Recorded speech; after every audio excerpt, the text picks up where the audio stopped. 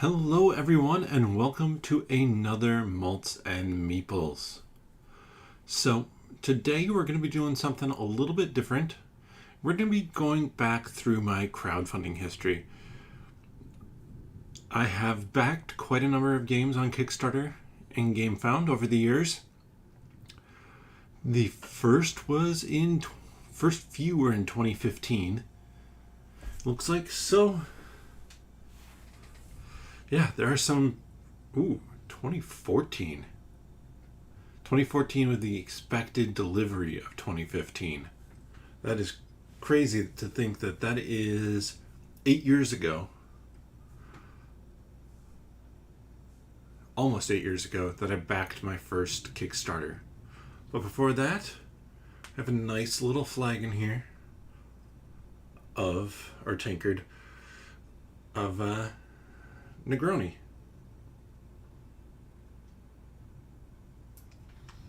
It is warm here in Minnesota, so if you hear thunder outside, we're going to have a thunderstorm.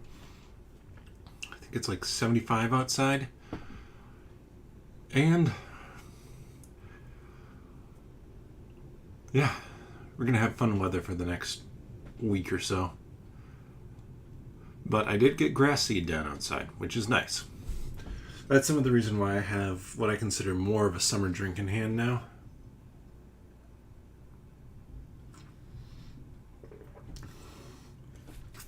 And kind of why I wanted to stream here with the overhead light on and the fan on. Just because, yeah, it gets a little bit hot in here otherwise.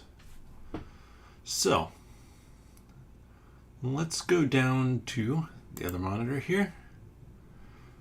And we can start looking at my pledges.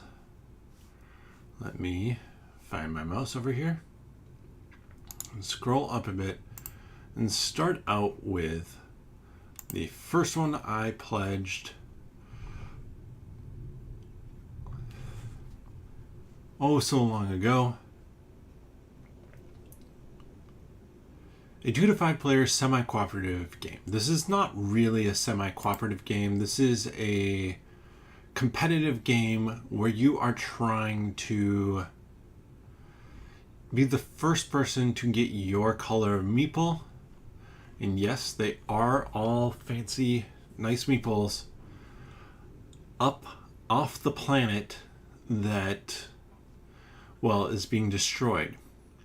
Each of these locations has different requirements for what you need to launch and when you can launch. And I have played this one. I played this one a few times, a couple times I want to say. It has a cool concept with these puzzle pieces, so you can always drop in different combinations. It is a nice, light, little game that I felt like after I had played it, I didn't really need to play it anymore. Just was one of those where it's good, but not great enough, so ended up selling that one off. And don't really regret it. He's come out with another edition of this game. This is from Eduardo Baraf, and he actually now runs Pencil First Games. So Skull Hollow, Floriferous, stuff like that as well. And some fun stuff definitely in this one. Actually had stretch goals. Yeah, with the screen printing on them. Forgot to see. It's going to go real fast, guys. $50,000 for overall raise for this one for 1,000 backers. It's a fun one. It's a good one that I've enjoyed, but I'm done with it.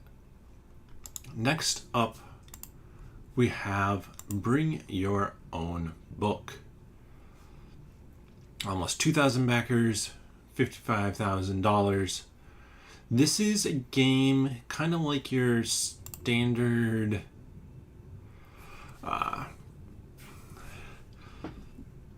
standard party game of pick your favorite. Except then it has you bringing in your own book. So you are finding your answers to the questions. So like dialogue in an action movie. You are doing that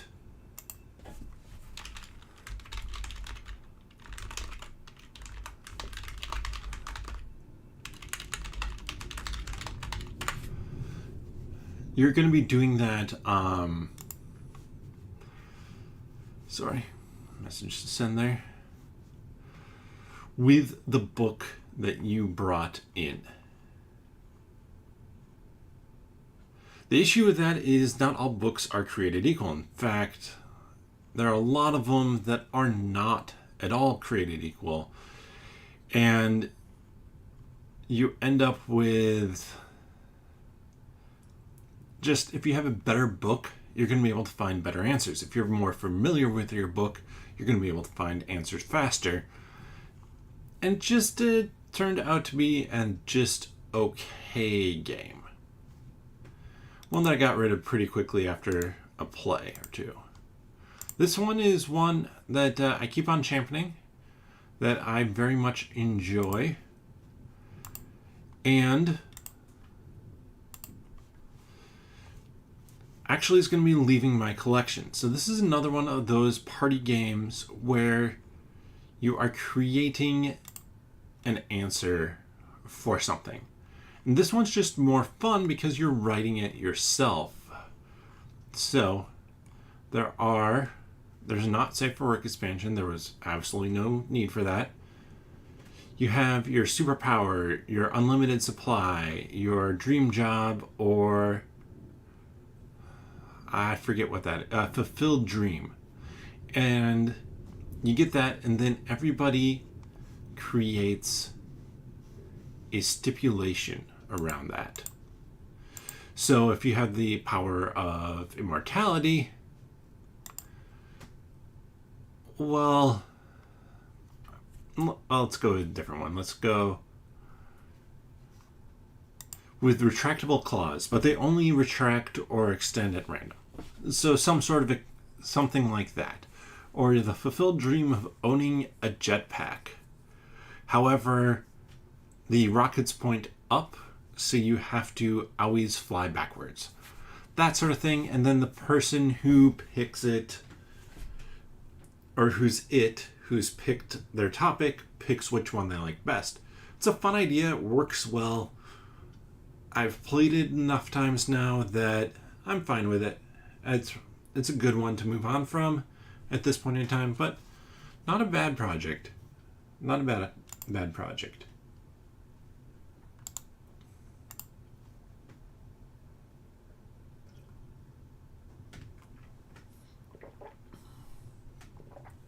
Then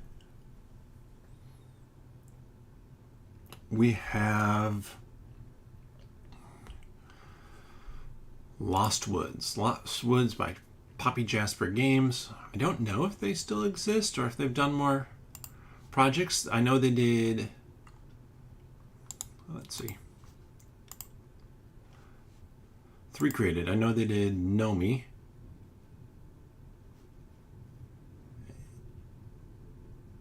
And another Nomi. We actually got sent a copy of that to review. It was fine. This one also kind of falls into that category of fine. This is a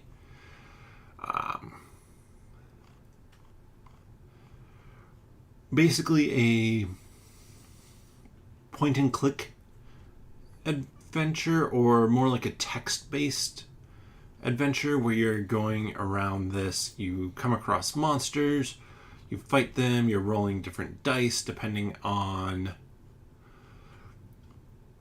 what you have. It's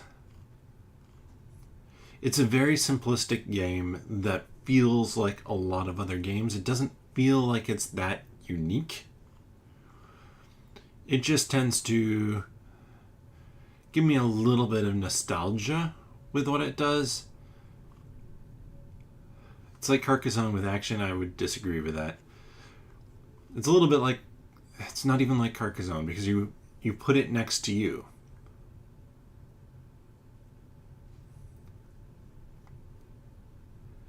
And like a line like this, I can't believe that I had a 20-point lightning bolt and lost to a damn squirrel. This game is rigged, I swear. Now I'd read that quote and be like, all right, that's an instant pass for me. This was early on, so definitely one that I was like, yeah, I'll try it. It's cheap. And there'll be a few of those coming up here on the list. Next up, we have Ghostbusters, the board game. First Kickstarter that I backed that was over $1 million. Almost 8,500 backers. This is an okay game. I didn't go too crazy with it, thankfully. I did get the Stay Left Marshmallow guy. I played it, and I played it a couple times. It's just fine. The ghosts themselves are not active enough. They kind of show up on the board, and then only in rare circumstances do they move, and they move so slowly that your heroes, your Ghostbusters, they can outpace them easily. It could have been better. I didn't get this impossible mode stuff. And the figures definitely were cool. I didn't get the glow-in-the-dark Slimer. But it's just a fine game. It's a little bit easy cooperative game. And if you like the theme, it's a solid one for that. But it left my collection after a couple plays. By the time it delivered, then I was just like, I'm fine with it. So this is the type of game that I would probably not back ever again. It is a little game that honestly didn't have much to it. I never actually played it. I thought the rules were meh. And you're looking to go through different decisions on your life, and it's barely a game. It's more of an activity sort of thing. $10 though for it. It was fine. I mean, like I said, I never played it. The whole thing, even when it came out, looked dated. And so, yeah, it was one that by the time the campaign was done, I forgot to look to see what this made. I was already like, why did I back this? So 42,000 with about 2,500 backers. It's not bad, but yeah, it was just something that never looked all that interesting. So the reason I'm going through this is that Jesse from Quackalope released a video recently with Devin from Devin Talks Tabletop, or Devin Tabletop. Yeah, I'll add information to the description of this video when I have a chance to that video and to their channels. But Jesse from Quackalope had 200 and some games backed. They just spent 4 hours going through it, chatting about them. And I'm not going to have enough to have 4 hours to go through, but I wanted to spend a little bit of time looking back on it, because I do think looking back on these games that I backed, it's a decent way to figure out kind of how my taste is growing in games. So early on, you can see a number of lighter games, kind of simpler games. I mean, here we have Salem, which is 100,000 and almost 3.5K. that this is a social deduction type of game where you try and figure out, well, who's a witch. Everything I heard about this game was that it takes too long for what it is. It has more to it than need be. I sold my copy before I played it. And this is, again, one that I would never back now. I would never back a social deduction game. Like, I have one social deduction game that I like, Deception, Murder in Hong Kong. Everything else, instant pass for me. Like, the really popular ones, Resistance or Avalon. Resistance is fine. Avalon, I don't like as much. I don't know why. The theme just doesn't do it for me quite as much. And then, like, Secret Hitler. I've played it a few times, and I'll get into it as a concept, but it's not my style of game. So, yeah, it's just one of those that's a fairly easy pass for me now. I do love the aesthetic of this. I do love the artwork, that whole box. That's a book. It did look a fair amount like that when it shipped. And that's what all of their games look like now.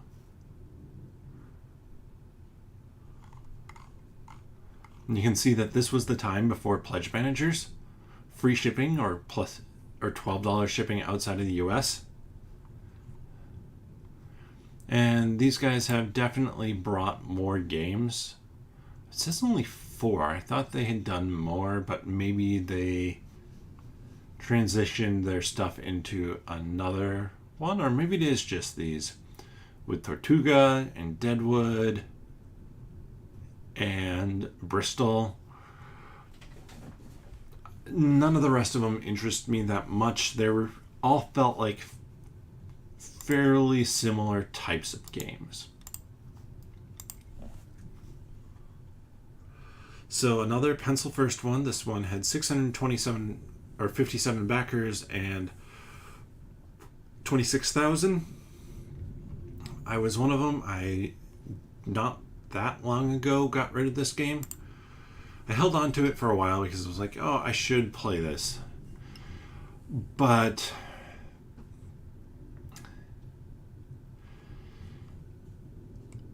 it's another one of those games that has a whole lot more luck with die rolls and stuff like that. You go on an adventure as the siblings Trouble, and you're trying to basically find a lost toy, and I mean, price-wise is not bad for everything you got, but it's just not one when I actually got it that actually interested me that much anymore. It was just a decent idea, but not enough game for me. I think that's what it is. It's meant to be one, two, that you sit down with a kid, like a 8-year-old kid, you can play it and you can come up with your own short stories and you tell those stories, which is fine.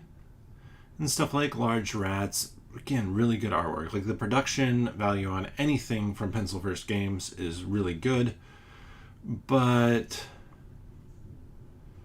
it just isn't enough for me to have kept around, and I'm years away from actually playing it. And as you can see, not that many people backed it, so yeah, not one that I needed to go back to. Put a smiley face here.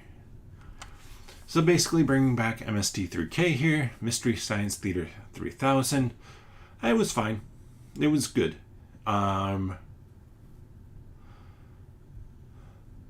stuff. And Mystery Science Theater 3000, if you're not familiar with it, is a comedy show where the host and the guy in yellow and the two robots make fun of a bad movie, which is fun. I like that.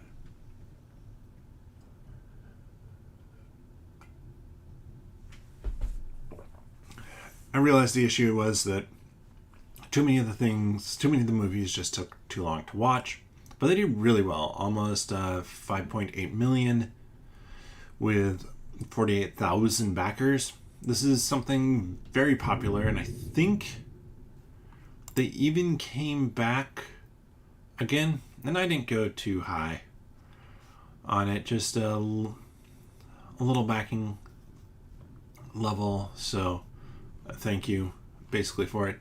There were some pretty impressive pledge levels as you got to higher amounts.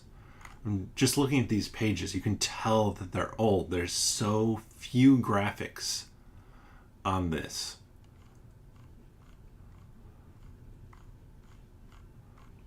You have the message, what they'll do with the money.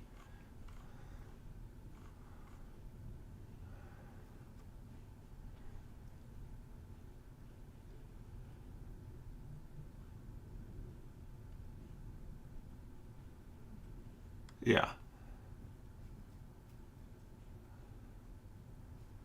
I mean, there was a $300 level. Was that the highest there was? Sorry, I'm going to scroll through this text really fast. 300, 400 or more, 498, 99, 872, which had 48 backers, 1,000, which had 108 backers, another 1,000, 113, 1,500, 14 out of the 16, the 2001, 11, 4,000. You had 5,000, 18 backers, 5,000.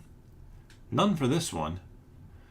6,000, 15 backers again, 6,500. Like, yeah, I mean, 10 backers at 7,500. $10,000. All right, this maybe is the last one. Who knows? Nope. 11 backers. Yeah, Patton Oswalt is fine for me. So I'm with you on that. Thankfully, he wasn't the big part of MST3K. But my goodness, 15,000, 3 backers at that $15,000 level. I think this is not, and at the 10,000, 11 backers. My goodness, so much money.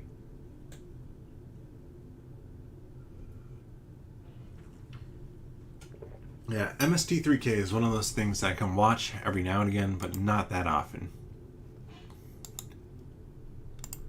So this one, Catacon 2016. I marked it as received in September 2017. It was definitely received in 2016. I don't even know what TV show I'd want to throw 15K at. I'm trying to think if some show was asked to be saved or brought back again, what would I want to throw 15K at? Ooh, we're in a severe thunderstorm warning. That's fun. The air pressure definitely just changed because I can feel it in my ears. GM badge. So I was at this convention. Really fun convention. Really not a big one. If you maybe have seen in my articles on nerdologist.com, I use "if you're having fun, you're doing it right" a lot, and this is where it comes from the RPG Academy. Now I'm gonna be thinking like, okay, if I had 15K to save a TV show, which one would it be?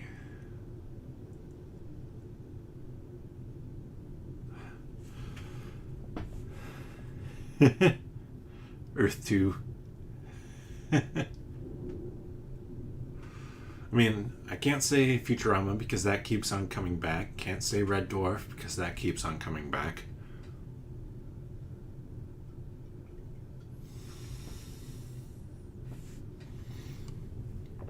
But yeah, this is basically an RPG convention, and Fun time. I had a ton of fun the 2 years I was there.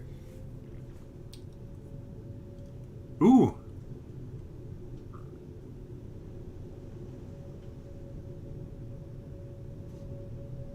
We have a tornado warning. Or tornado sirens going off.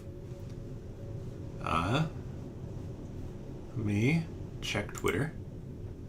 Because, Twitter is the spot to get all your weather news.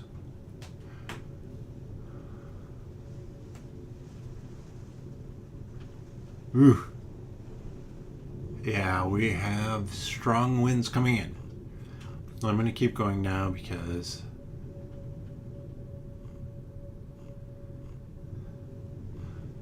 I can.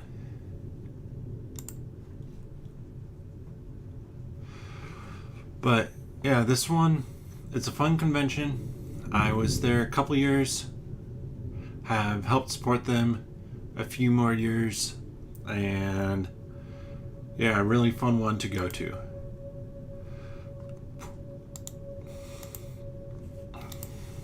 I don't wear earrings, but I mean, this was around the same time as I backed, or I guess probably 6 months after I backed RPG Academy, and in the midst of when my wife and I was running D&D for my wife and some friends. So it was like, hey, that'd be fun. Just back some D20 earrings. And my wife has worn them sometimes, so. Plus they were cheap. My goodness, you couldn't. Two sets of D20 earrings would cost you like $25 now on Kickstarter. I was $11, and I'm not even sure if there was, go real fast here, shipping costs involved. Yeah, I think it's literally just a page with that. I don't think there were any shipping costs or anything like that. So, fun. So, Dream Chasers, we're coming up on the only frowny face I have. Dream Chasers is an RPG. 300 backers, $14,000. Ooh, yeah, the rain's really coming down now. It looks like a fairly thin strip coming through. Actually, now that I'm thinking about that, let's look at the actual radar here.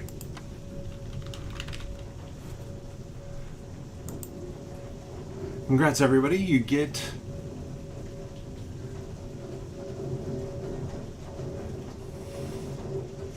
me checking some stuff out. I put down grass seed this morning, so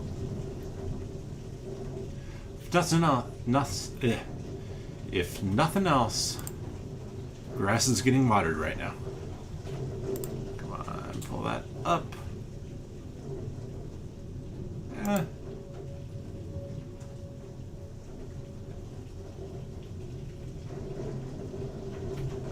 Yeah, that looks like it'll be past us pretty soon.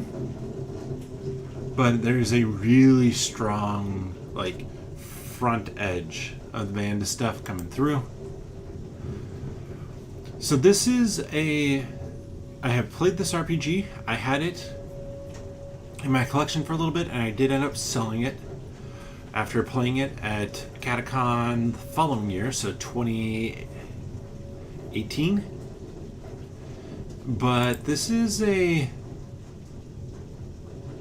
pretty fun game. Wow. It's a pretty simple system, and it's a system where you really create the story yourself. I might still have the slap bracelets somewhere. I'm not sure if I do, but I might. If I do, maybe I'll show one off sometime here, or maybe I'll wear it around Gen Con. Because I know Pete will be there. And it's kind of fun because I know the guy who produced this. I know he did, now more recently, Chew, based off of a comic book series, an RPG for that, about chefs and weird twisted stuff. But really great guy, really good company. He... don't think it has his company on here anymore. See, Imagining Games. A lot of good stuff here. And I want to highlight his stuff because he has the Rest in Pieces, Jenga role-playing game, and Chew.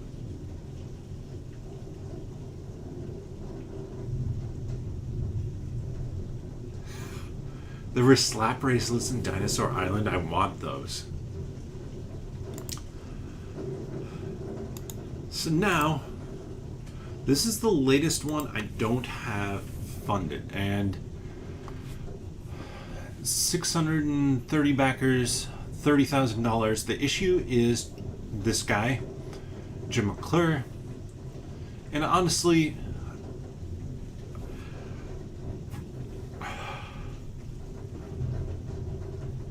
and Pogs, like I've never even played or collected Pogs, but I would proudly display Dinosaur Island Pogs on my wall.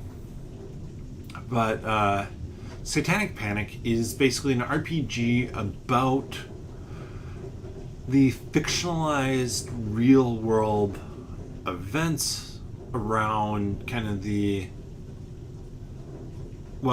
panic around RPGs and Dungeons and Dragons in like the late 80s, I want to say it was, where there was some young adult ended up dead. I believe ended up killing themselves, which is just tragic. And there were some people who glommed onto the fact that, oh, they played Dungeons and Dragons, and then those people who glommed onto that determined it was satanic. And so this is kind of a spoof of stuff like that. And he was doing more work on it again, but then stopped. And the issue is he had about 3 campaigns that he started all at once. And I've met the guy. He's a nice guy. A little pretentious, but I can be a little pretentious at times too, if you meet me. So I'm not going to hold that against him.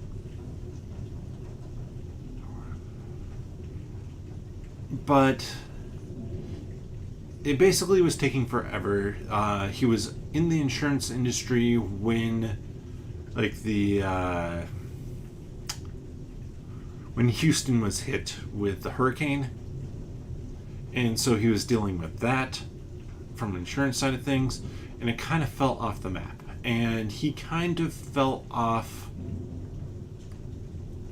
just all 3 of the things that he had been part of. The others at least had more people involved with them, so theoretically they were getting backed and stuff was being done with them, though I'm not completely sure. Like, he had his 3rd act publishing. Pretty sure this is still a dead website. I could buy it up right now, but it was about 90,000 that he has kind of walked away with, but not completely, because he has put money and effort into them. Most definitely. Oh, why do I not have a super happy face on that one? Come on. Don't think I need to say much about this one. Gloomhaven. Bought it on the 2nd printing. Isaac needs to update that. Bloomhaven is my favorite game of all time. So in terms of something that I backed on Kickstarter, this is by far the best money I have spent. And this is the 2nd printing. So you see, 2nd printing was still 40,000 plus backers and almost $4 million. And we'll get to Frosthaven and see that that's chump change. And then we'll get to Brandon Sanderson and see that that's less than chump change. But Bloomhaven is a phenomenal game. If you're not familiar with it, it's a dungeon crawl where you are playing cards. You can actually get Bloomhaven for about this price now. Most of the time. You're playing cards, and the cards have two different uses. You have at the top and the bottom of the card. You have initiative in the middle. That determines how fast you go, and you pick one of the two cards to determine your initiative. And while you pick two cards to play, like this example here, you have the top of one, bottom of the other, but it is equally as possible, if the situation changes, to do the bottom of this one and the top of that one. And it's just this phenomenal puzzle. I had Jaws of the Lion, traded that away.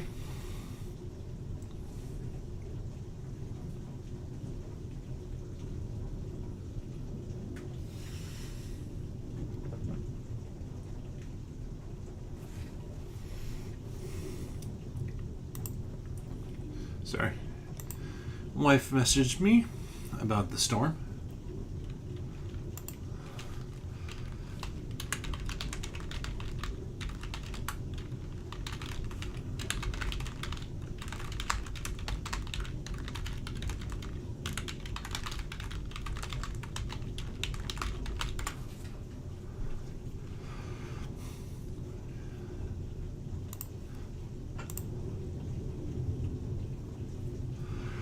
And yeah, I love this game. This is a game I have played through the whole thing. Just phenomenal. So, with the storm outside, getting distracted here. I don't... What direction is the wind coming from? Need to know. Because it matters. It's coming from the northwest. Wow, straight east. That is actually really rare for Minnesota. Most of the time, weather rolls in from the northwest. And so the wind is actually straight east, while the storm is coming in from the west. Let me pop back up to the big screen here. So the reason why I was looking is we have a neighbor just this side of me, to the north of me. And he had a tree fall on his house last year. It only kind of broke open a little bit of the roof. But it took him all summer before the city eventually cut the tree and took it off of his place. There's another tree in the front of his place that is not in great shape. It's a very old tree. He's been there for 40 years, so he probably hasn't kept up with the trees at all.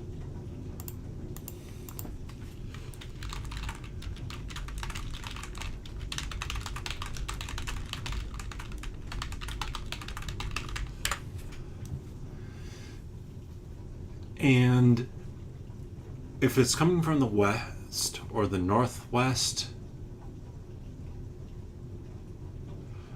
it has the potential to take out the tree from the front of his house and drop it on the front of his house, where there is another tree growing out of the top of the front of his house, just in like leaves that have built up on the tree. And if that happens, I have enough, I think, to go to the city and I've already complained twice, but to basically be like, dudes, you have to actually condemn this place. You can't even go in the front door because he's blocked that off because there's so much erosion to the front steps that it's not safe to go up there. I think the city probably was like, nope, you have to block this off. There are windows that he has boarded up because the glass has broken. And then I can't imagine that there's more than like a single, maybe 2 rooms that are livable in that place. And it's been open hole in the roof all winter. And like, Fatal, I know that you're in, I want to say Virginia or somewhere around there, so that it doesn't get that cold there. Welcome, Studio Lanniston. But here it gets so cold. We're talking about, for your little context for you, Studio Lanniston, there's a nice, tornado watch and severe thunderstorm warning going on outside my place right now as I stream. And my neighbor has a hole in their roof because they haven't fixed it in over a year. But and I was talking about how cold it gets in the winter here. And I know you're in Canada, so you're in the same boat as Minnesota. But basically, there have to be so many squirrels living in his house now, or at least that packed away nuts in his house, that it's going to be an absolute disaster when he gets back. And the city needs to condemn it at this point, and I've been holding off because right around New Year's, I checked in with the city, basically being like, hey, he didn't actually fix this place. Yeah, bats are an issue as well. Actually, this point in time, we have a couple of golf courses within the furthest one away, or both are like 3 blocks away. Raccoons, possums, anything like that could be in there as well. And with a toddler, I prefer not to have him run around the side of the house and to have a raccoon jump out at him.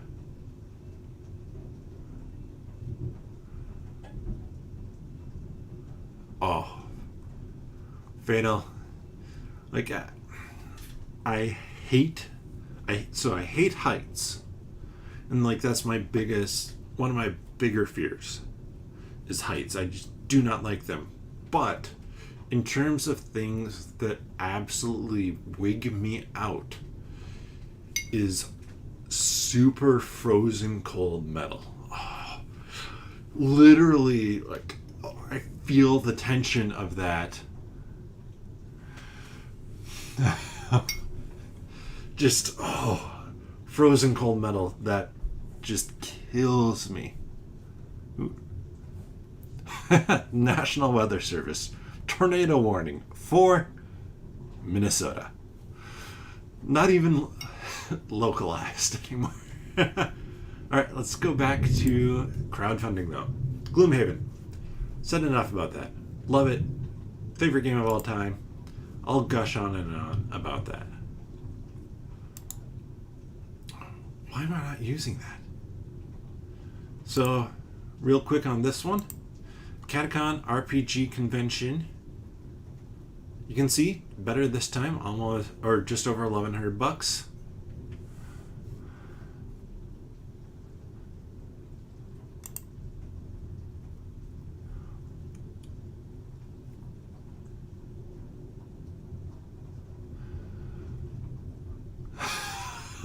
A video game.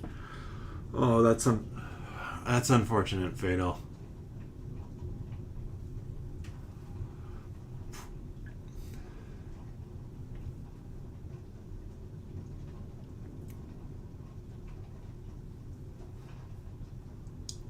Yeah, I never claimed that my streams are family friendly.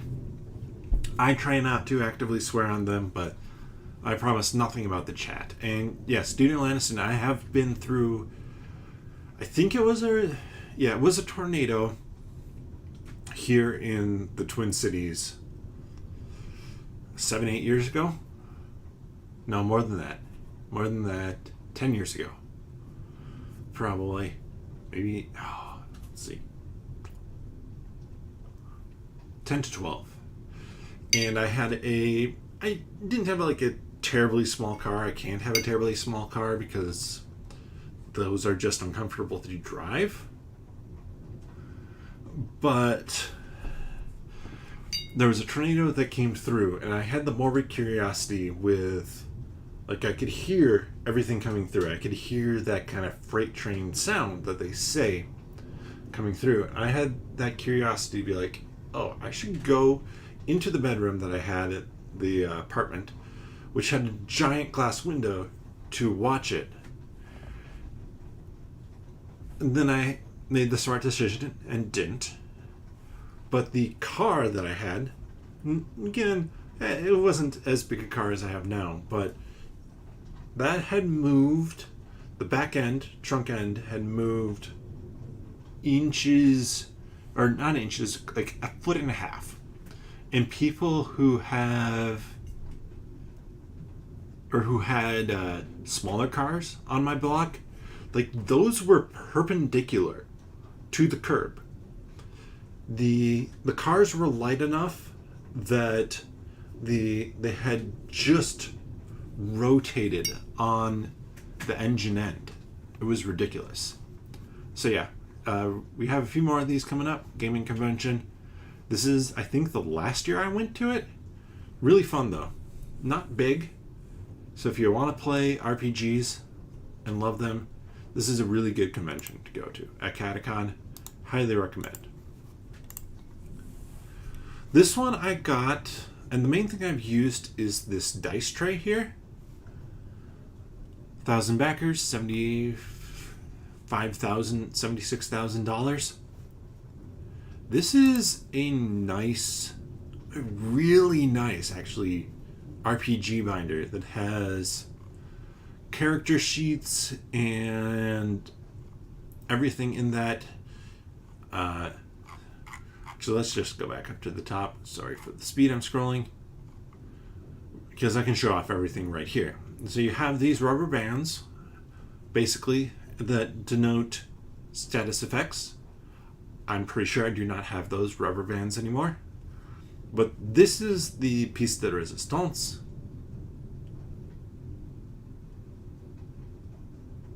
I'll get to 7th Citadel, don't worry, Fatal. Of this whole thing. This is a leather-bound binder for tracking your RPG stuff. I didn't get this, so I wasn't DM screen, so I wasn't full level, but like spell cards and stuff like that. So really, like, this is a gorgeous thing. And my $54, well, I haven't used it. Like, the value is, especially now, is phenomenal. I'm actually selling 7th Continent without having played it.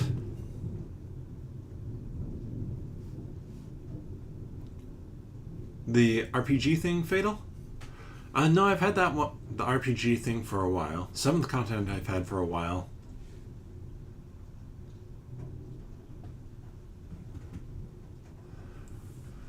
But, so, I'm getting rid of 7th Continent because I'm getting 7th Citadel. And so this is the second printing of 7th Continent. I only have this base box here. 43,000, almost 44,000 backers, $7 million. This is a game that I really wanted to play, but the more I heard about it, and the more I heard about the first curse, the less I wanted to play it. The first curse just takes forever. And so it just sat on my shelf. And 7th Citadel, which I'll talk about coming up here, does something different that I'm much more interested in. But yeah, these curses are basically one-off curses that you can play. Tons of cards. I have the...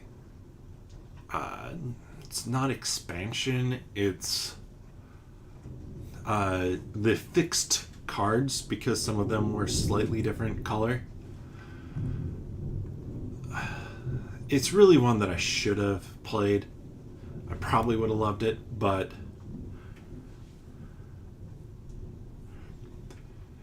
yeah, so no, screw it. Let's do it. Scroll up here. Almost there, almost there, almost there, almost there, almost there. 7th Citadel. Boom. Get back down to 7th Continent. Let's talk about 7th Citadel.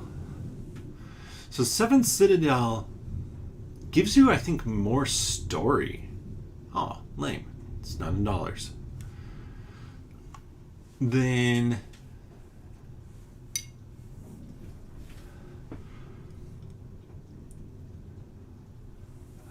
than basically Seventh Continent did. Seventh Continent gives you story, but Seventh Citadel basically, it gives you that base building, and then you go out on specific story missions, and you can pick kind of what order you do them in. So they're disconnected, but it's not just build this random map and see what happens sort of thing.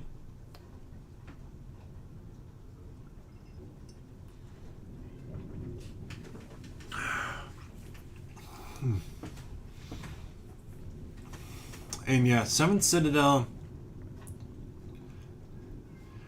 they're good. They send out updates every month or so. I did not go all in. Just the collector stuff. Plus, I did some add-ons. And by the way, I recommend, if you do add-ons, or these optional buys as they call them, jot down which optional buys you're planning on buying, because I most definitely jotted down nothing, and then in the Pledge Manager it doesn't directly import your optional buys. It gave me the extra money, and I was like, all right, I have no idea what I was backing for. This has been long enough. So I think I picked up this quest item binder, but I am really excited for this one to come in. I fully expect it to come in sometime in 2023, probably like Q3 or 4, but fingers crossed. Actually, okay, I am actually super impressed with them, and like I'm saying I expect it Q3 or 4 of 2023, but they were at least smart enough to say, hey, we're not getting this out until 2022. And I think if I go back up, no, give me the you and X other people. Lame. I thought they told you when it funded. Well, they do. It's in the updates. No, I don't want to request one yet. We're not that far away. Sorry, there's going to be a bunch of scrolling right here. They do the monthly update. I love that. That is what I want from a company. Pledge Manager open. Opening April 26th. Obviously, they don't do it quite every month, but be nice if they did. So October 15th of 2020, and they fully expected that they would not deliver until 2022. Like I said, I fully expect they won't deliver until 2023, but at least they were honest that this is going to take forever. So let's go next. Kids on Bikes. Kids on Bikes RPG. I backed it at the PDF level. I think there have been more things that have come out kind of in this line.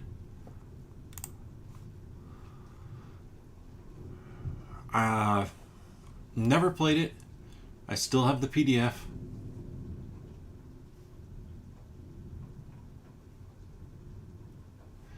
Yeah, Fatal, I think with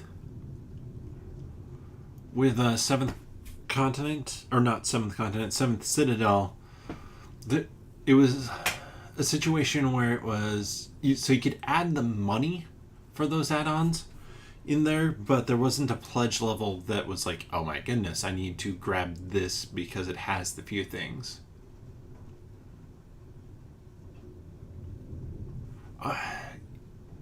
You know what?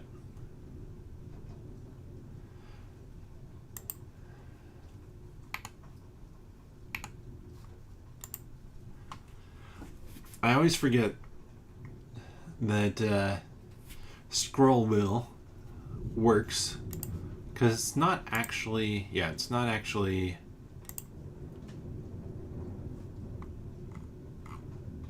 oh great, I have to reload that. scroll wheel works to basically open it up in a new link. So the reason I was forgetting to do that is I have a laptop, or a mouse for my laptop at work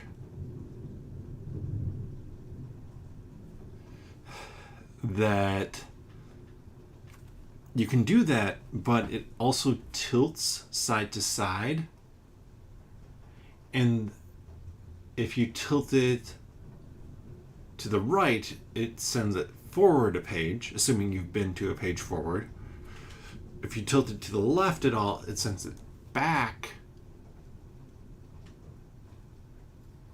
And that bugs me to no end. So Kids on Bikes, RPG, I have the PDF for it somewhere. Never played it, probably never will. American Oak Whiskey Glass. This was one that I backed because it was local guys, local to Minnesota. And as you can see,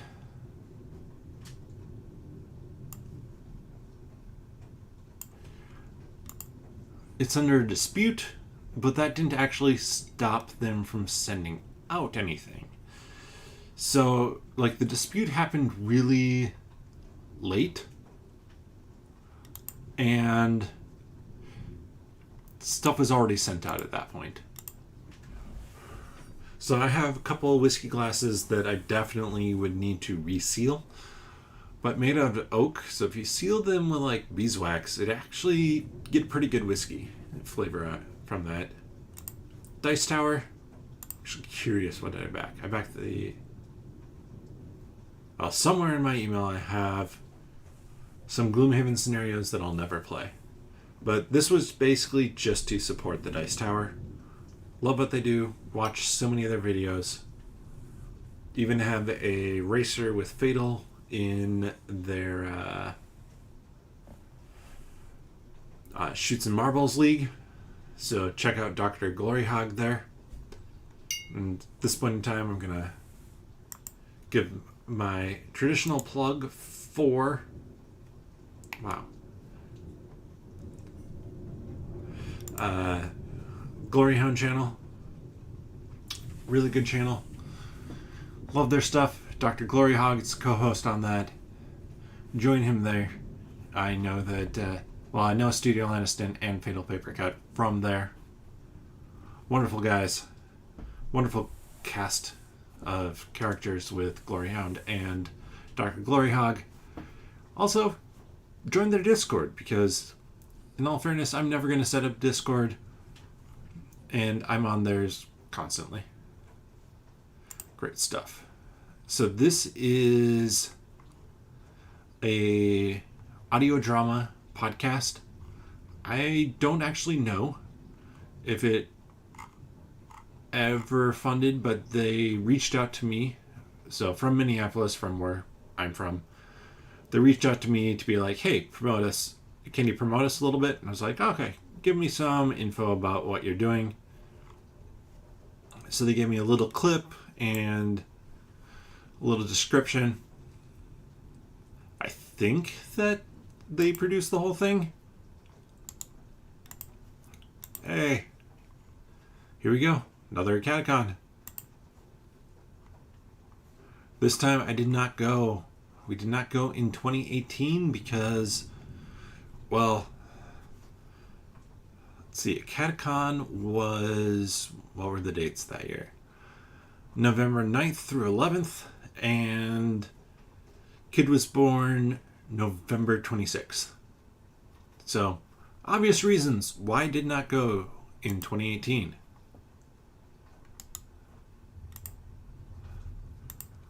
Need Nas here, because I have a game I could sell him. Shadowrun's Brawl Ops is it's a game where you're going to be... Come on. Load. Basically setting yourself up for a run in the Shadowrun universe. I got the cooperative expansion as well, which all comes in this massive legendary box. I have yet to play it. Honestly, the big issue with this one is so Linvander Studio. For me, I see their logo on anything, and that is immediate red flag to me.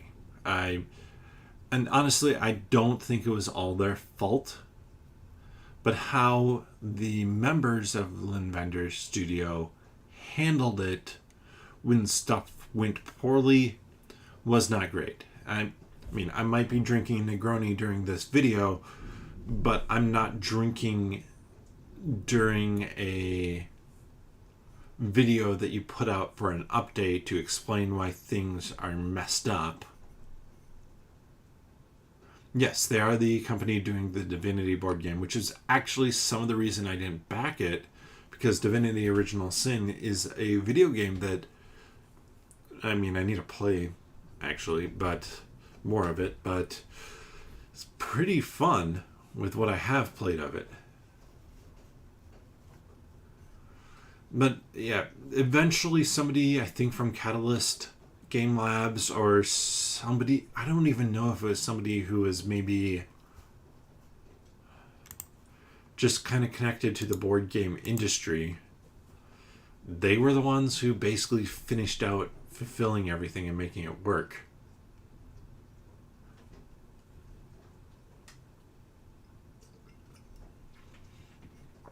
Yeah, Divinity Original Sin. So, besides the fact that it was Linvander, it was that I agree with you, Fatal. It didn't seem to translate as well as it should. Though I am really curious about it because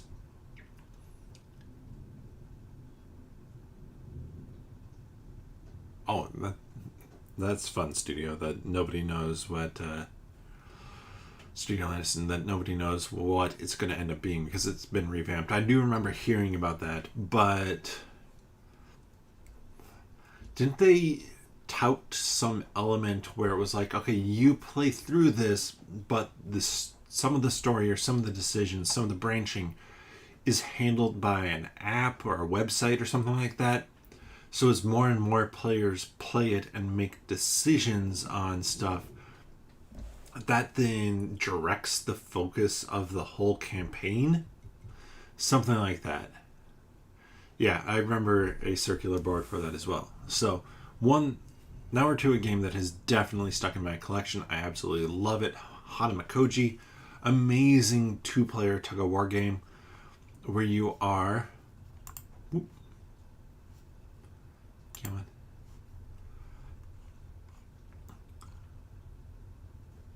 Yeah, didn't get that out. I did get this playmat. I will say, remember with the playmat that you want to be able to see the cards on it. And with the Hanamakoji playmat, you most certainly cannot. But this is a phenomenal two-player game. Absolutely love it. The push and the pull of what you're doing. Just so good. Such simple actions and like 4 actions around. So once each for each player. Just amazing. Yeah, the art and the playmat. I mean, the playmat looks great. It's just not functional. Such a good game. Highly recommended. Highly, highly recommended.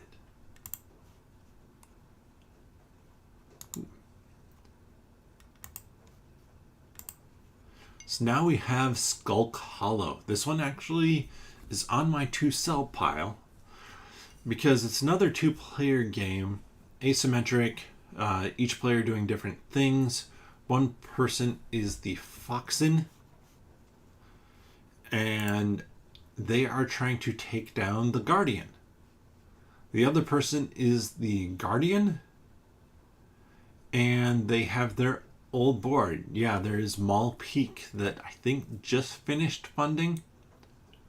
This is a really fun game. Now, in my plays of it, I have had one game that definitely went past that 30-minute time length and kind of drug on longer than it should, just because of I was able to keep my guardian alive but never get to the point where I could bounce back. And yeah, people definitely refer to this as kind of a Shadow of Colossus board game. And now it is raining outside. Not bad at all. Love the artwork. This is very much like Disney animated Robin Hood. Amazing production quality. Again, Pencilverse Games, Eduardo Baraf. They just do great work. This is by Keith. What's his name? Sorry, I'm going to scroll here for a little bit to get down there. Keith. Same guy who did Role Player Adventure. If I could see either of them. Nope. Big Box doesn't have the information on it. Eventually. Yes. Keith Majeka. So, really fun game. Good two-player game. The issue is, for me, why it's leaving the collection. If we can play a two-player game, we just looked at Hanmakoji. I was going to pull that off the shelf first, because I just like that one that much better. I think Hanmakoji and Radlands are the only two-player only games that I have at this point. And I'm not even sure I'll keep Radlands once I play it. Because if I want to do two-player right now, Hanmakoji or Dice Throne, though Dice Throne can be played with more. Tainted Grail, The Fall of Babylon. Just look at this box shape. That's not what it looked like. Fits in a Kallax shelf. They are still finishing off Wave 2, Language Wave 2. I have my Wave 2 stuff. Otherwise, I have played through 2 of the 3 campaigns. Starting next Tuesday, going to be playing through the 3rd campaign from Awakened Realms. This is an amazing story game. This is top 10 for me, no doubt. I have played through Last Night campaign. I have played through the Fall of Avalon campaign. And now we're going back to the Age of Legends coming up here. Just such a good game. And people...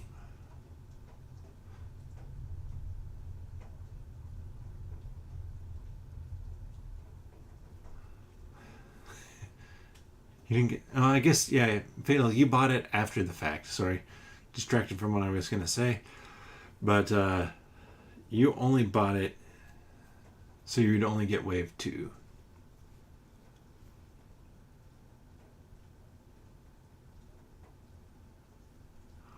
I love the story for this game. This is very much a survival game. And Studio Lanniston, I don't know if you're playing it on story mode, but I highly, highly, highly recommend playing it on story mode, because the story of this game is what really shines.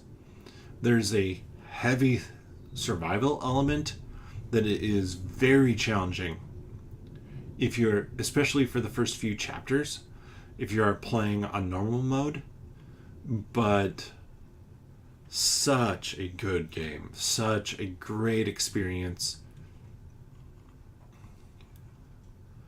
with it, and really well done characters. Like, in terms of story writing, I don't know that I've found a game that is better than this. I'm trying to think now. So, that I've played, I have story elements. We have Aeon's End Legacy. Nah. Gloomhaven, nope. Cartographers, or not cartographers, but role player adventures. Good, but not as good.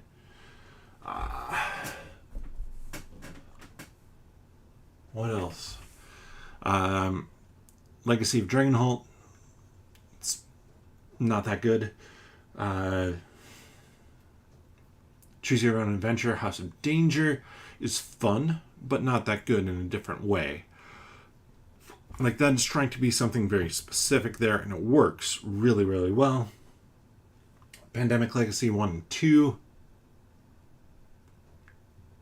Fine. They're good, but not as much. I need to play Madara still. I need to get a group for that. And I need that group to be fine with anime. From what I've heard with Madara, like Studio Aniston, you're saying it's a decent story so far, is that it's very anime. Which ain't a bad thing, but you have to know that going in. Also, that is by far the cheapest I've ever paid for a Awakened Realms game. Looking at that. What were the numbers this one did? Such a good game. You're a big fan of Madara? So, almost 5 million pounds? 41,000 backers? Almost 42? Quite good. Alright, Dice Tower. I always support them.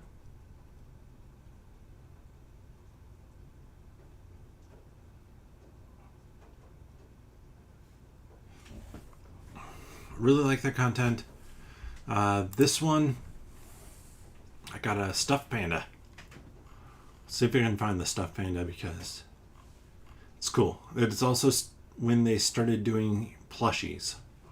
And with a toddler, yeah, that's kind of what it looks like. General shape. Toddler, I back the plushies. So 2022?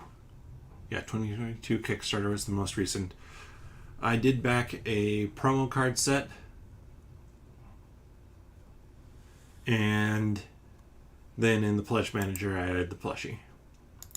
Even if the toddler doesn't like it, I'll get it. It's a plushie. So, Aeon's End, the New Age. This one I think I backed at $1. Did I back it at $1? I must have. Yeah. No pledge level. Backed it at $1. Didn't add anything in the pledge manager. I have picked up everything for it since. I have played more Aeon's End. I absolutely love Aeon's End. Phenomenal game. For some reason I was thinking this was Legacy. It is not.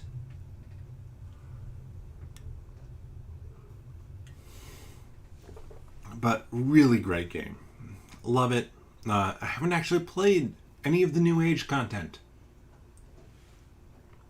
But from what I've played from Aeon's End, War Eternal, and Aeon's End Legacy, and you can see my stream of Aeon's End Legacy. I definitely get some stuff wrong in that. Such a good game.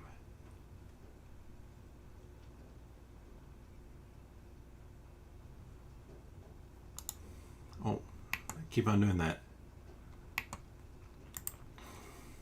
So I do have the Ancients.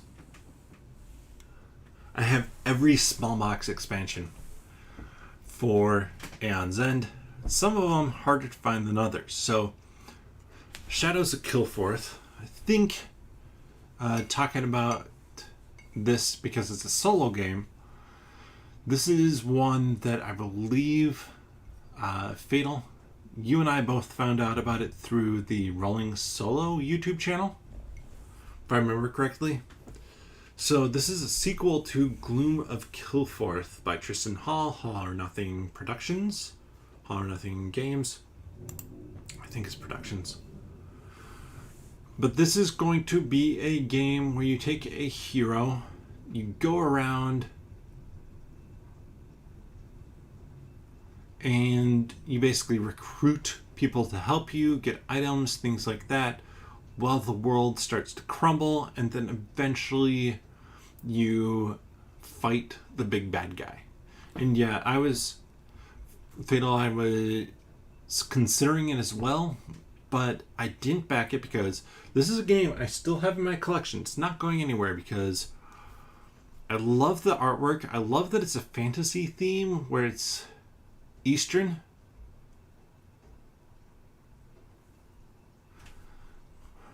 And different than your standard European fantasy.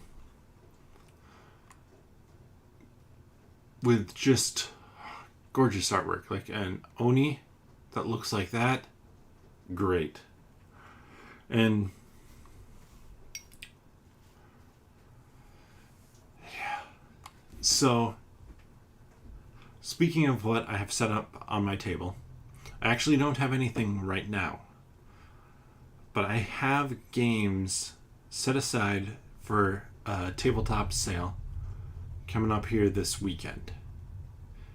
And I have $1,500 worth of games.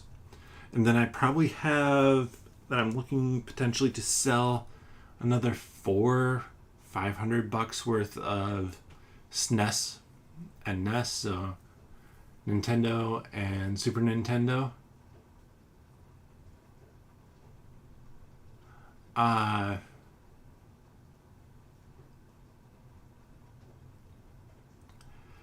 And I want to get a gaming table so I can have campaign set up lower and then regular gaming set up higher.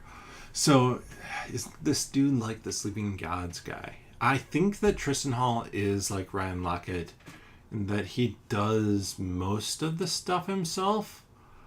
I'm not sure that he does quite as much as Ryan Lockett because that dude is insane. I mean, literally, he plays some of the music on his soundtrack for it, which is absurd. I mean, first, it's absurd that there is a soundtrack. But, yeah. It's ridiculous. Tristan Hall needs to learn to play an instrument so that he can start adding a soundtrack to his games. He might already. So, table sponsor again. This again is the RPG Con, RPG Academy, or Catacon by the RPG Academy. All sorts of RPG games. You can see pretty good funding for this one. And love this convention. Probably will never go again because it's too much of a drive. There's no flying to Dayton, Ohio. Even from a Delta hub. At least not at a reasonable price. So, we talked about Madara. Madara, this anime-themed dungeon crawler. I have watched all the videos on the lore, gameplay, or how to play, stuff like that. I need to go back and do it again. Because, this game just feels like one that I'm absolutely going to adore. Watching the Dice Tower playthrough of it, where they literally pulled it off a shelf and were like, yeah, we want to just do a live play of this one to test it out. I was immediately entranced by it. And I've heard that there's some writing in it that's very anime-esque. And I only backed it at the through the portal level. However, we're on the 11th today, so a week from tomorrow, theoretically, they're opening up the Pledge Manager again for Acts 2 and 3. I'm going to be hard-pressed not to add Acts 2 and 3, even though I haven't played the game, because it just looks good.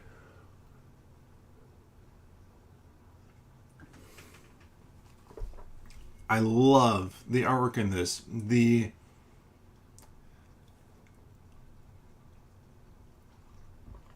It's so phenomenal. And the story, the world building, seems some of the best I've ever seen. yeah. Steve Lanniston, have you played a ton of this? I'm just curious how much you've gotten through. Because, well, I guess you were saying that you thought the story was decent with as far as you've gotten through it. But how far do you think you've gotten through it? It's really cool. The first time the Pledge Manager was opened, I added in the neoprene mats for the players, just because the artwork on those is great. So 3 or 4 scenarios, so you're into it but not that far.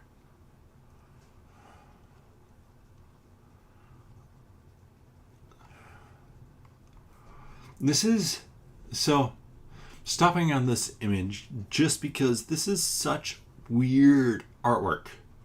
Like, it is good. Like, it's very good.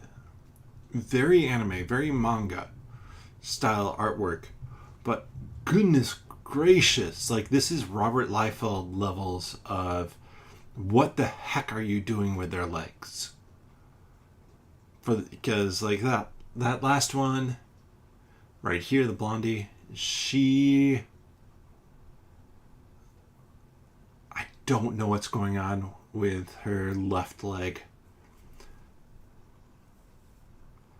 But I'm so excited to play this one. I just don't know when I'm going to play this one. I really need to get an insert for it too. A better one. So like I have this that's eventually coming. But I feel like some of that's going to be worthwhile. Okay, I know I talked about plushies with the Dice Tower, but a plushie of Toast there would be phenomenal. I definitely am going to be adding Acts 2 and 3 for this one.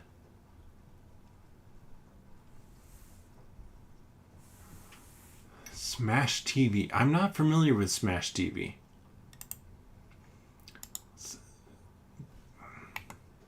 Let's go on to the next one. Etherfields. I should soon be getting my copy of this game. So 2020 date was basically when the Wave 1 was going to ship. So I was dumb. Not dumb. I wouldn't have actually played this had it come in.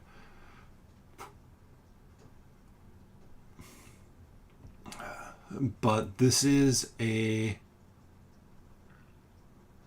another game, Awakened Realms. It's about traveling through dreams and you're looking for keys and things like that. This is one I am so excited to get in. And I'm also not sad for having waited for it. Like I said, I just am not going to play this, but this is one that, fingers crossed, I can get that gaming table, leave it semi-set up. I was very responsible with Etherfields. I did not go crazy on this one.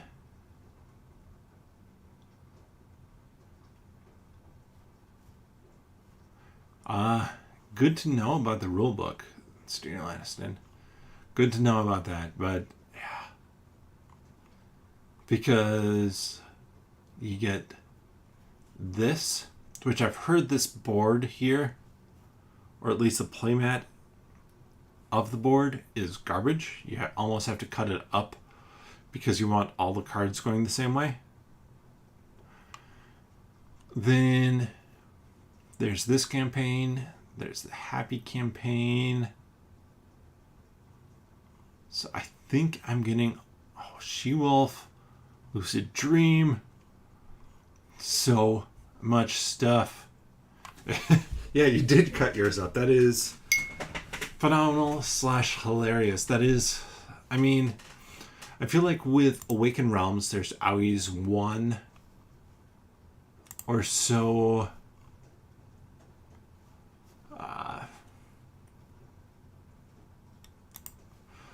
like mistakes made with it. That's the best way to put it.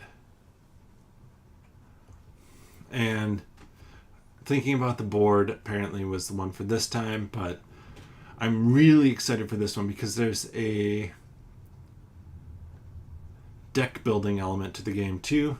Yes, Fatal, you say there's a bit of jank to the game. I mean, one of my favorite games behind this box here, Perdition's Mouth, is Lords of Hellas. And man, if there's a game with some jank to it, that game has jank, but so good. So yeah, Etherfield's one that I just love. This is taking a while. That's okay. I still have more drink to go. Dice Throne in Season 1 Rerolled and Adventures. I'm actually looking to sell Adventures because I've never played it in the whole time that I've had it. And I even picked up the minis for it secondhand. Granted, I picked them up dirt cheap secondhand, I think. So I got a copy of Role Player Adventures and the pre-painted minis for $70 and immediately traded in the Role Player Adventures while it was still fairly hot for probably $40 of store credit. And this is one that I really want to try, and I really want a buddy of mine to buy my copy of this game, but it's also $100, and he probably doesn't want to for that. He's interested in some other ones. But yeah, that's what I saw some of the dungeon crawl parts, and I was like, that doesn't look interesting. Like, that looks monotonous in some ways, which is why I'm looking to get rid of it. I love playing Dice Throne. Dice Throne is, and I'm pretty sure going to stay, my number 2 game of all time. I love that head-to-head, in-your-face, dice-chucking silliness that it is. And yeah, it's a little bit random, but less so than people would say. Love this game. I mean, these minis are dope in terms of how they turned out. This is basically what they look like. A few of their faces are a bit odd. But I want to, I mean, if I can, I'm looking to sell for like $100 on stuff. If I can do that, that's a decent chunk of board game table. So, next up we have Calico. Calico is a tile-laying game that is fun. I love Calico, actually. It's the right amount of tension for me, in that as you fill in your quilt, a Calico quilt, you are limiting or tightening up what you need, and that tension is great. It feels stressful, but not because you have like 20 options and you want to like pick the best one that gives you like the extra 1 point. It's that you have 1 or 2 options left.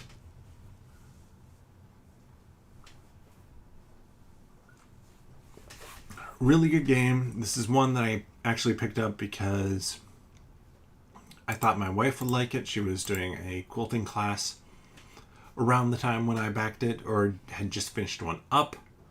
I mean, look at that. That is a $29 back. 200,000.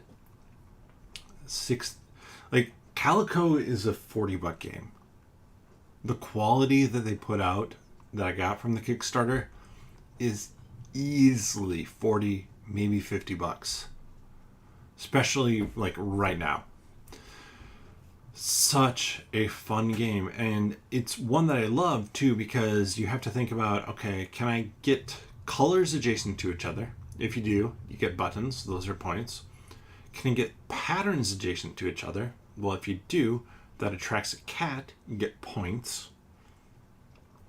And then this is the basic version of the game. I've played that once, where you have these little cat tiles that just break up things.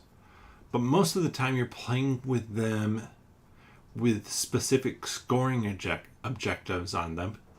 And so it's like, okay, can I get those completed as well? And it just makes the game super tight. It makes it stressful, but in a really good way, because I'm stressed. And then, yeah, it's just so much fun. I'm stressed, but there's nothing I can do to make my situation better. And nothing anybody else can do to make theirs better either.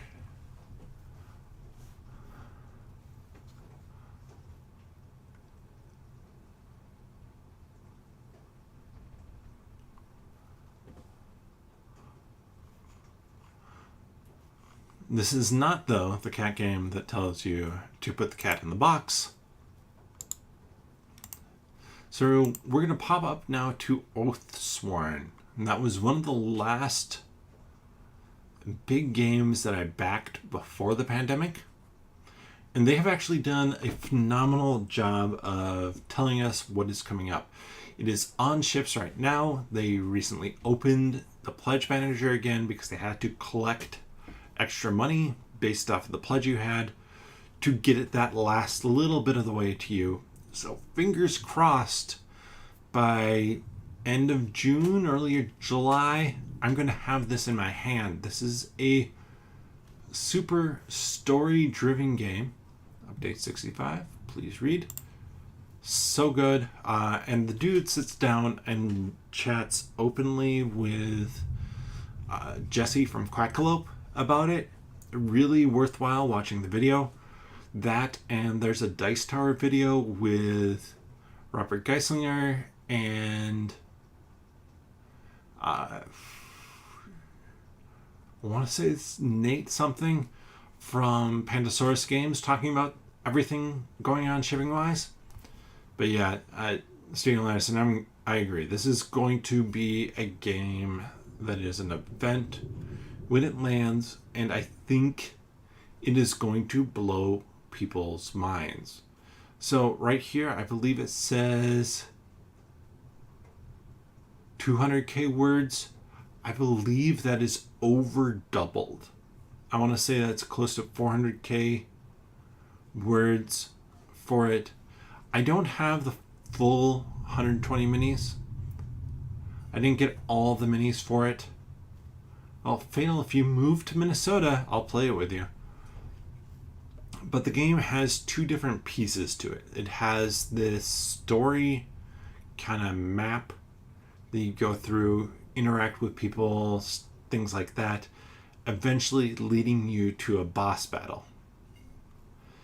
But what really fascinates me, so two things about this game, I was going to do two,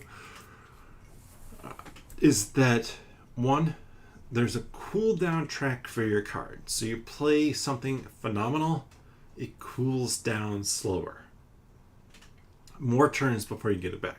It's not new. Something like that. Thank you, Fatal. Something like that. It shows up in other games. Sword and Sorcery has it, but this has it as well. And then you add in how you determine if you succeed or not. So you can see in this picture you have your different colors of dice. Well, and your different colors of decks. So you can either roll dice or you can draw from the deck, and that gives you different odds. Or it gives you it gives you the same odds, but until the deck runs out, it's not reshuffled again. So if you're rolling 6-sided die, say it goes 1 through 6, and you have a 12-card deck, you're able to know, okay, I have pulled a certain number of... I've pulled both 1s, both 2s, a 3 and a 4. The odds are good I'm going to get a 5 or 6. No, that's a great success. Or just whatever it is. And so you can decide, okay, I'm going to pull from the deck. Or, on the flip side, you might know, well, the deck is running cold. It's got automatic failures in it. So, might as well pull from, or roll the dice for it. Love the idea of this game. They're coming back theoretically. Theoretically, I say, because they have invested a ton of money into this game. That I didn't get that giant mini in the middle. I have a standee for it. But if they come back, I'm probably going to support them again because they have been phenomenal throughout this whole process. On the flip side, I'll eventually stop doing this. We have Village Attacks. Village Attacks, last update, I guess, was April. It's not too bad. Actually want to see what this one says. I'm not sure I read this. So, we're talking about the shipping. Everything is ready to go. I really want my copy of this. Yeah, going back to Oathsworn, I agree with you, Studio Lanniston. They put all the bosses in envelopes, so you don't actually know what, or boxes, so you don't actually know what you're going to be facing until you're ready to face it.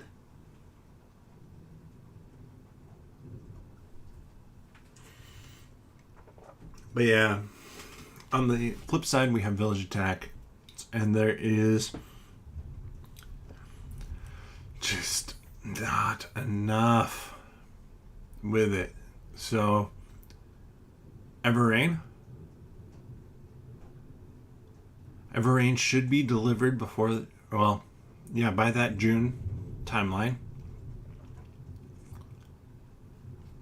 And honestly, I'm going to be very hesitant to back anything from Grimlord Games again. Even though I want Everrain. Like, I really want to find that. I might actually pull a Fatal for that and try and track it down on eBay after the fact. But this is not... So Grimlord Games is not a company where it is their full-time employment for this. But you have to do better at this. So we have our April 1st. I mean, I'm not getting 90% of the stuff. I'm getting the base game. They can't even get that out again. Let's go back. April 1st, December 22nd, November 20th. That was nice to have that short timeline. But then you went from October 11th to April 1st.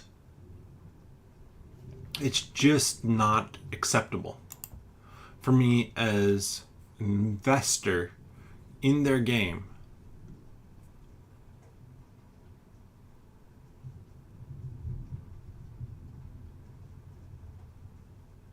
Adam Smith. So Studio Lanniston, you're saying that's more frustrating that Adam Smith is...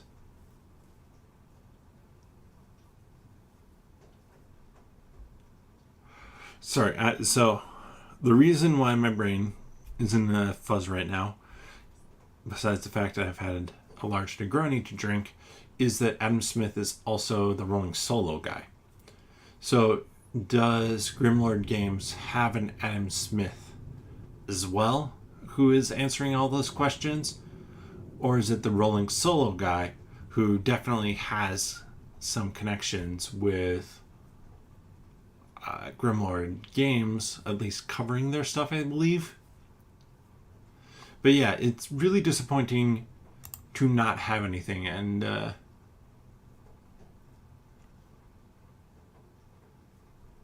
okay, Adam Smith, the designer for Grimlord. There we go. Clears it up for me. Dice Tower 2020. Didn't have the money at the moment to back what I wanted, and ended up backing what I wanted, which was going to be a plushie kitty. It was a tough year, tough point in time to back it when I did. Plush kitty, absolutely adorable. The toddler has named it 4 because it's a D4. Marvel United, love this game. $2.8 million with 21,000 backers. We'll talk about Marvel United X-Men coming up, but really fun game. The ultimate pledge that I got was just under $200. Man, that was the day. That was really the day when things weren't too expensive. Oh my goodness. Mm-hmm. Let's try this again.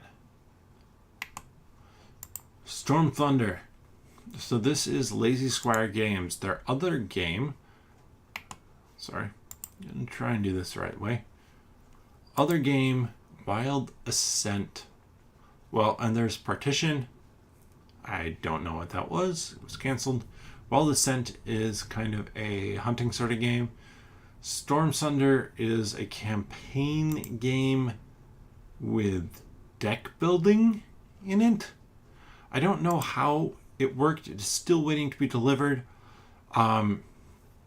So with Wild Ascent, they came back with kind of a second edition and some more stuff over on GameFound. I didn't back that there. I did a $1 pledge so I could get access later if I wanted, which apparently I still can. But this one is very interesting to me. Love the minis, love everything it has going on with it. I'm not sure if either you, Studio Lanniston, or Fatal, you backed this, but the 300-hour campaign definitely threw me off a little bit. Super story-driven, though. Really excited for that. And if it gets into people's hands and they love it, it's going to come back. Frosthaven. Frosthaven, almost $13 million. Yeah, this was an instant back for me. It is getting close-ish to printing. This point in time, I went all in for this, splitting the cost with some friends who I'm going to be playing this with because we wanted the insert. That's the big thing. The Foreteller app as well is really nice, but almost 13 million, 83k backers. It's ridiculous for a board game. I'm super excited for this. Same thing as Gloomhaven that I was talking about, but there's more, and that this has town building as well, which is going to give you more choices. And while there is a mystery in Gloomhaven, this thing right here, oh, not this one, but there's a mystery class character in Gloomhaven. You could buy that, and I added that on for Frosthaven. Goodness gracious, there is so many backers for this game. I am really excited to get this one in.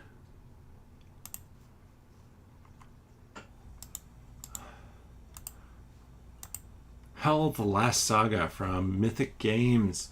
So Mythic Games was only kind of on my radar for a little while. But Hell, the Last Saga, this is about when Sam Healy joined US side of things from the Dice Tower. This one immediately caught my attention. So ended up at 2.2 million, almost 18,000 backers. They do a good job updating it. It's getting closest to sending. But this is going to be another story campaign game where you are heading out to find out what happened to the rest of your tribe. Love the artwork, love the theme. Dice Tower did a playthrough on TTS, Tabletop Simulator, which looked really good. This seems to be a game with a lot of story to it. My only concern with it is that it's Mythic Games. Mythic Games has a track record of putting out really good games. You might still be able to late back it, Studio Aniston. Late pledge now. But Mythic Games tends to run into rulebook issues. Now, they're not a Native American speaking company. Most of them might. Wow. No, let me go back. They're not a native English speaking company. I don't know why I said American. I was intentionally in my brain thinking, don't say American. Native English speaking country. So, with their other stuff, Salem Kane, Reichbusters, they have put out errata for it. They have reissued cards and sent those out to backers. Actually need to reach out to them about Salem Kane because I was not a backer on that. But there was stuff that I needed to pick up. I was not a backer on Reichbusters as well, but that one I ordered directly through them, so they sent me the updated stuff for it. So I'm hoping they have started to fix more of that with Hell, the Last Saga. Alright, let's start cranking through this because it's taking a while. We have Nemesis Lockdown. Now, I didn't actually back this for the Nemesis Lockdown stuff. I backed it for the Nemesis stuff. And I haven't played it yet. This is why I don't mind that I didn't back Etherfields with 2-wave shipping, because I haven't gotten to do this yet, and this is the Awakened Realms game that came out after it. Nemesis is basically going to be your Aliens movie style game, where there are aliens that show up on the ship. There's a mother alien and all sorts of things. And you have your own objective to get off that ship that you need to complete first. Lockdown, I believe it's a similar thing, but a moon base. So let's pop through that one. Next up, this is one I can blame Glory Hound YouTube channel for. I'm very pleased with that.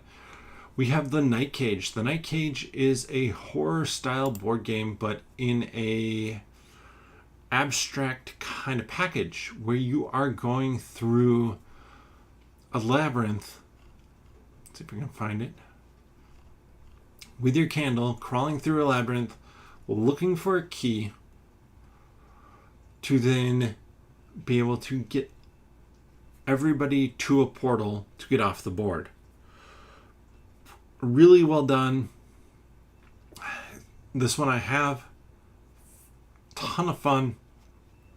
You definitely don't need the extras for this one. And so these are all the tiles over here, kind of in this holder. From the edges, it looks like a candlestick. So it kind of burns down as you go until you're eventually out of tiles. See if you can escape. This one, I believe, is getting close at this point. April status update. I don't actually remember reading this one. So let's click into it together. Quartermaster Logistics is going to be sending out shipping address verification shortly. So that was May 6th. I know QML has a major backup, but I really like the base game. I just got the basic for the Steel Slayer expansion, but this is going to be a cooperative game where you are playing as the Reckoners from Brandon Sanderson's series. Absolutely love his stuff. And they're trying to defeat the Epics, these not heroes, but bad guys that you have to deal with. So, a lot of fun with that. You're trying to keep everything in control. There's a bit of dice throwing or Yahtzee or King of Tokyo style dice rolling with it, plus then the cooperative side of things. Sorry, just got a message. There is water in the basement.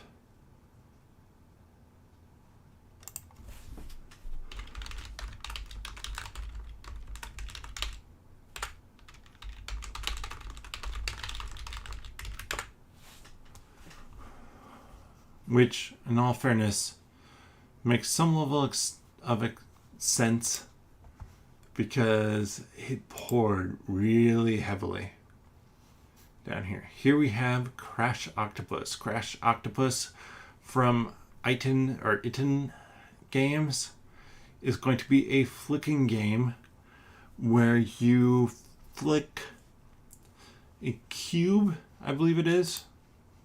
Go to the campaign here. You flick a cube or something from adjacent to your ship with these little flags to try and collect treasure. If you collect one of each type of treasure and bounce it on your ship, then you win the game. But there is this kind of track thing, and every black cube is going to cause the octopus to activate, which can steal stuff or knock stuff off of people's ships. You flick with the flag. I have it here, haven't played it yet. It's one I got to get to the table, but in terms of like a dexterity game that I generally play, Ice Cool or Pitch Car, those play more people. We talked about 7th Citadel, Cartographer's Heroes. I'm going to touch on Role Player Adventure as well, because I added that after the fact and they ship together. But so Role Player Adventures is a big cooperative story-driven game. And then Cartographer's Heroes is a sequel expandalone for cartographers that adds in a few new abilities, haven't played with them yet, as well as a few new maps. And I backed it at the level where I got the big box. They show that here. So the collector's box here, it has the maps, and then it has the expansion maps as well, which determine how you do things. Really good roll and write. Trying to think how many I have. I have enough left here that I'm actually going to change up what I was going to do. So coming up on Monday, I should be able to stream again. And picking up from Project L onward is where I'm going to be talking from, because there's still a number left to go, including several over on GameFound as well. Jeez, there's a number of games. So thank you so much for watching. It is almost 10 my time. I hope that this was fun. I have a cat scratching at my door. If you enjoy this content, give the video a thumbs up, subscribe. If you want to know when I go live, click that notification bell. Work for all of you except Fatal. But with that, thank you so much for watching.